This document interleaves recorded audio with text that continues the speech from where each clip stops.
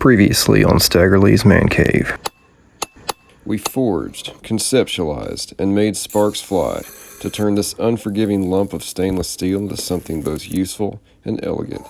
Now it's time to finish the job on part 2 of making a knife from a golf club.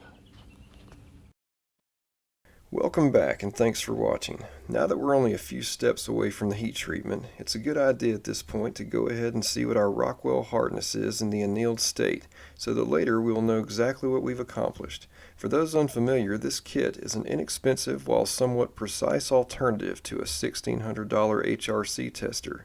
Here's the breakdown of it.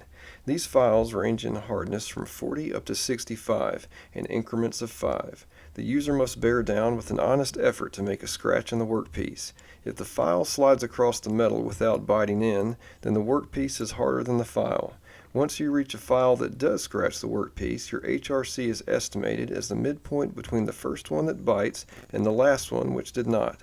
So as we see here, the 50 HRC is the first one to make a scratch in the workpiece, while 45 did not. So we can safely estimate that the current HRC is 47.5. So in the final step prior to heat treating, we're going to drill some holes in the tang, referring once again to our trusty template. As you can see by the new color, I was smart enough to make multiple copies, as things like this tend to get a little beaten up around the workshop. Just double checking the measurements one more time to make sure things are all centered up. Here I'd like to give a special shout out to Wengel's Workshop for introducing me to this wonderful spring-loaded center punch. I absolutely love it. I'll be using a combination of brass and stainless pins for the handle, with a large brass one in the center and smaller stainless ones at either end, and here just matching them up to the appropriate size drill bit. In regards to this, I get the best results going for an easy sliding fit through the metal of the tang and a snug fit in the wooden scales. Choose your bits accordingly. And don't forget to put on these. A drill press vise makes this job a lot easier and safer. I highly recommend them. And looks like we got just the kind of fit we're looking for. Now just switching out bits for the 2 smaller pins and making 2 more holes. So here we are with all 3 holes drilled for the pins, as well as 2 more holes I drilled with a 1/2 inch bit to reduce excess weight in the tang. Now it's finally time to risk putting this blade back into the fires from whence it came. Time to set up the trusty bathroom fan and make my 50-50 mix of anthracite and charcoal briquettes. As we take a minute to prep the forge, I'd like to give you a bit of a disclaimer. You may recall from part 1 that this blade is made of martensitic stainless steel. At this point in the process of making a knife from stainless, it is preferred by many knife makers to wrap the blade in stainless steel foil to prevent decarb, heat treat in a digital kiln, and quench by sandwiching in thick aluminum plates, blast with compressed air, then immerse in a slurry of dry ice and acetone. One of my favorite channels, Tyrell Knife Works, actually has an outstanding video showing this process. It's a sound and often preferred method for stainless steel that yields HRCs in the 60s. That being acknowledged, I'll now tell you we're going a different route with this knife. I want this video to be a demonstration that you can turn out respectable HRCs on stainless using a simple forge and using conventional oil quench with Parks 50. There are likely quite a few viewers interested in making a good stainless knife that may not be ready to invest in the Bible-sized aluminum plate setup, let alone a digital kiln. The industry standard for HRC for an EDC knife is about 57 to 59, and that's just what we hope to achieve here. This will be a good balance of durability and ease of resharpening. The stainless foil I alluded to earlier is also something I want to demonstrate is not an absolute must. A bit of surface decarb is easily sanded off, and to some may not warrant a $40 roll of foil. Regarding the dry ice and acetone, that actually sounds kind of fun without being too pricey. I may have to give that one a try sometime if I ever need a few more HRC points. Okay, disclaimer finished now, I promise. What you just saw was me maintaining the fire and blade position to hold it at its non-magnetic temperature, that's about lemon yellow, for about 25 minutes, with about a 5-minute ramp as hot as I could get it just before quenching in Parks 50. I'm sure you also noticed the hot piece of rebar I dropped in before quenching as well. I get the best results when the Parks 50 is about 120 degrees Fahrenheit. Now I just use penetrating oil and sandpaper to remove most of the surface decarb before going into the oven for tempering. For tempering, we will heat the knife to 400 degrees Fahrenheit and maintain for 1 hour, then allow it to cool slowly back to room temperature. Then we will repeat this process once more. Ah, the moment of truth. Here we are after tempering back at the HRC tester, and beginning with the 45 HRC file, we get no scratch, followed by the 50 file, which produces no scratch, and the 55, which produces no scratch. And with considerable effort, I might add, I did get the 60 to bite. I want to add, however, that off camera I did a little scratching with the 65 and produced a scratch much easier. That being said, I estimate that we are slightly above the midpoint between 60 and 55 for an estimated HRC of 58.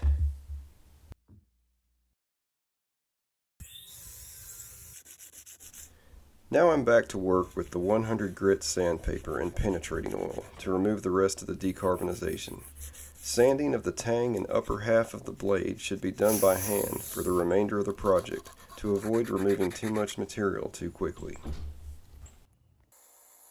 Now it's time to go back to the 1x30 inch belt sander with a 120 grit belt to finish grinding in the primary bevels.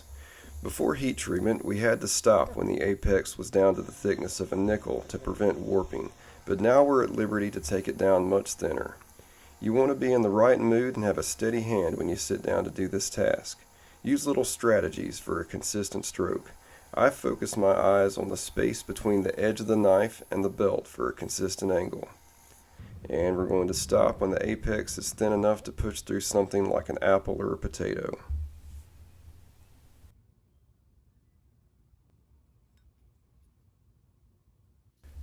Here I'm doing just one last bit of coarse hand sanding in the upper half of the knife to remove any deep flaws and pitting that aren't part of the grand design. You've probably figured out by now that I do, however, intend to leave the little DDH2 from the original clubhead stamping in the upper ricasso. I like to do this often as a little reminder of what the knife once was. If you're going to do something like this, it's very important to have it in mind when sketching up your design on the billet as we did in part 1. So that your little reminder will end up being where you want it to be on the knife.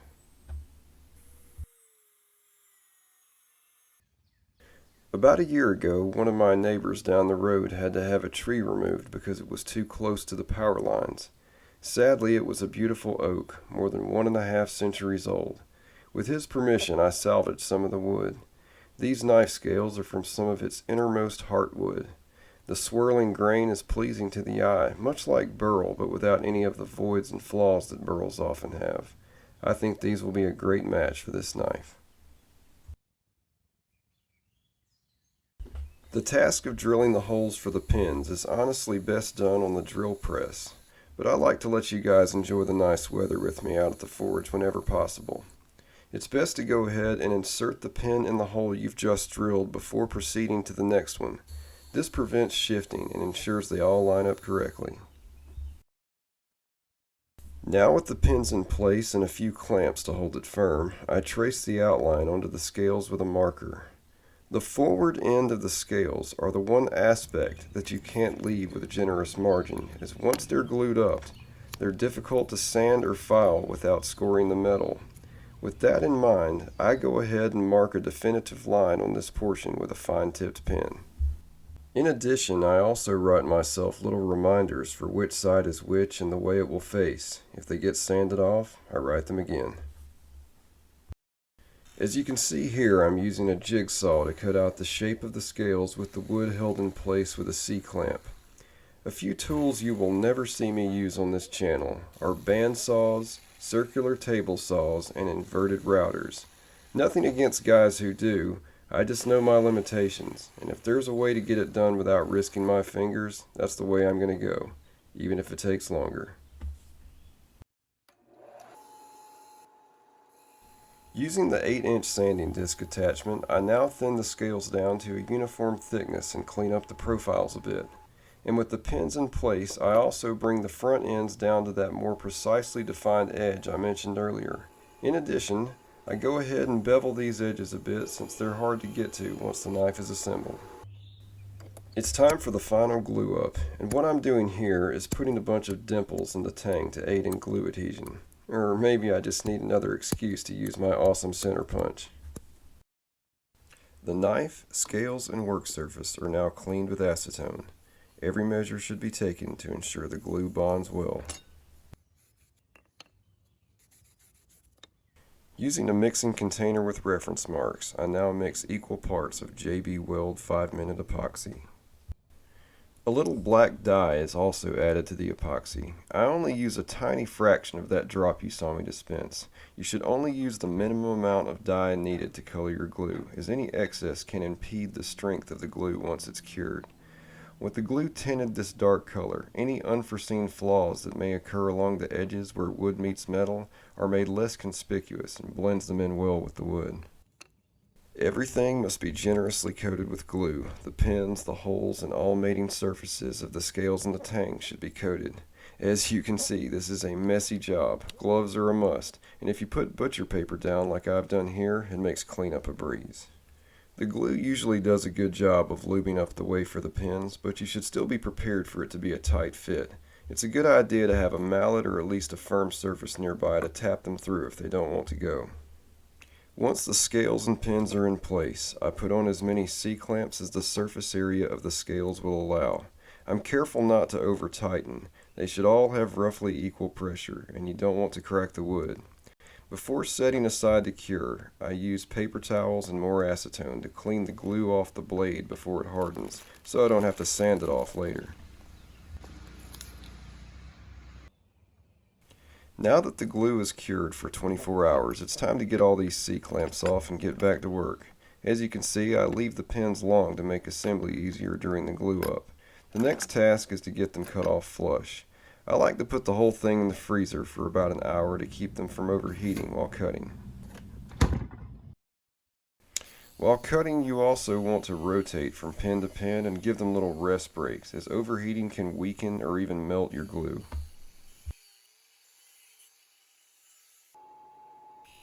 Now it's back to the belt sander and sanding disc to start thinning down the sides and removing all those generous margins around the profile of the tang. If you haven't made many knives, this is a part I want to warn you where it becomes really tempting to try to get cute with your belt sander and compromise your original design, especially in parts that are hard to reach. Don't be that guy. If the belt sander can't get to it without grinding away part of your choils, then leave it for the Dremel tool and files. Now that we've done all we can do with the sander and Dremel tool, it's time to go to work with the hand tools. First, I'm using a fine rasp to finish profiling the belly of the grip, followed by a little more fine detailing with sandpaper and a needle file. Once all of the overhanging margins of wood and excess glue have been cleaned up and the profile has been brought down to the metal edge of the tang, I can go to work with a standard file to bevel the edges of the scales.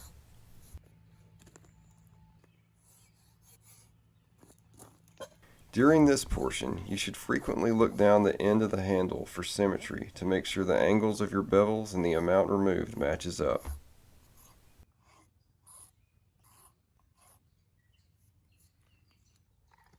A bit more sandpaper here, but I'm being very careful as even hand sanding at this point could remove too much material and I could lose the look I'm going for on these scales if I get too aggressive. I want the edges that define the bevels of the scales to remain pretty bold. Even with all the care taken beforehand to shape the forward ends of the scales, it's still great to have needle files for a little final shaping and removing stubborn excess glue. As you can see, it leaves some minor scoring on the ricasso, but that will get cleaned up nicely when we finish the blade. But first let's finish making this handle look beautiful. I now go over the entire handle with 400 grit sandpaper and spend about 20 minutes to get a nice smooth feel on all aspects. When the time has finally come to open up the boiled linseed oil, I can literally feel my heart rate speed up. Call me strange, but my mood actually improves just from smelling it in the air. After affectionately smoothing on a generous coat, I allow it to dry overnight.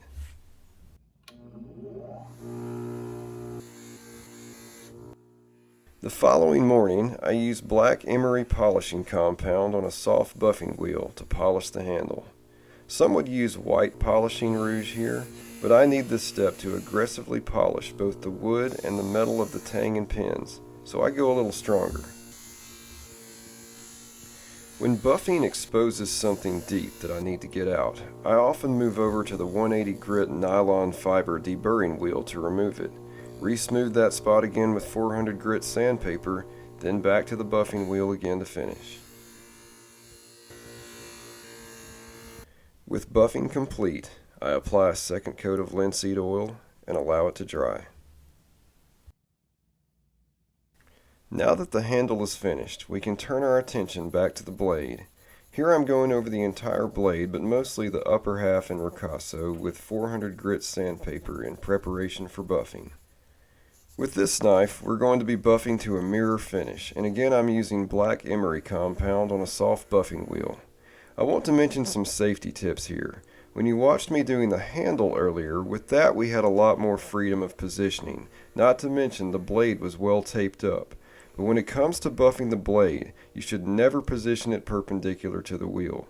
Doing that greatly increases your risk of snagging, sending the knife flying, and causing injury.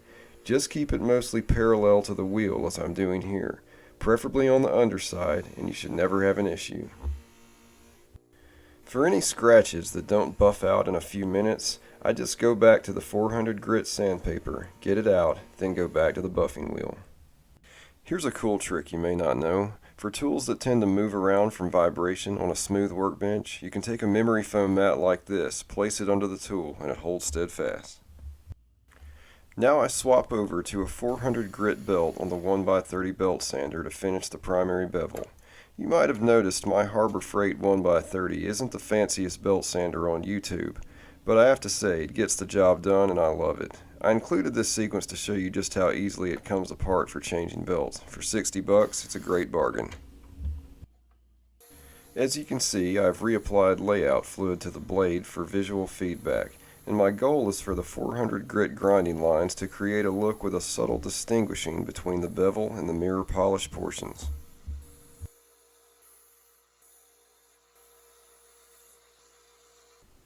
With the primary bevel finished, I now use layout fluid one last time to create the secondary bevel. For this, I initially swap back to the 240 belt, grind in the secondary bevel, then finish it on the 400 grit belt. I can't emphasize enough how helpful layout fluid is. As you can see, it helps me immediately see if I'm holding the correct angle by the width and consistency of the silver line that appears on the edge. I now finish sharpening the blade at 25 degrees using a 2-stage sharpening stone.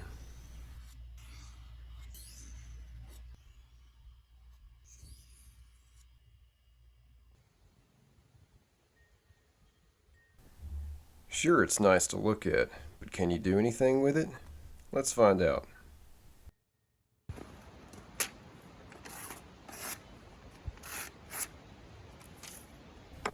Wait a minute. Paper? After all we've been through together, I think I owe you a little more than that.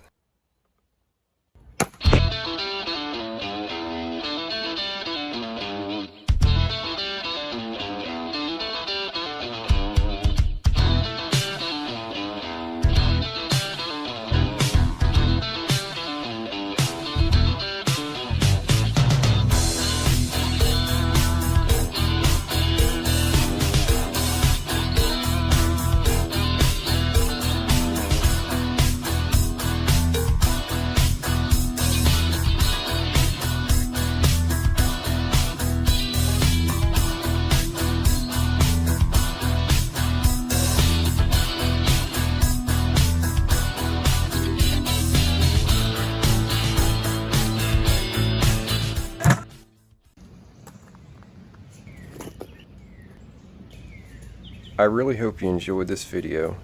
If so, please consider liking and subscribing, and I'll do my best to keep bringing you great content. See you next time.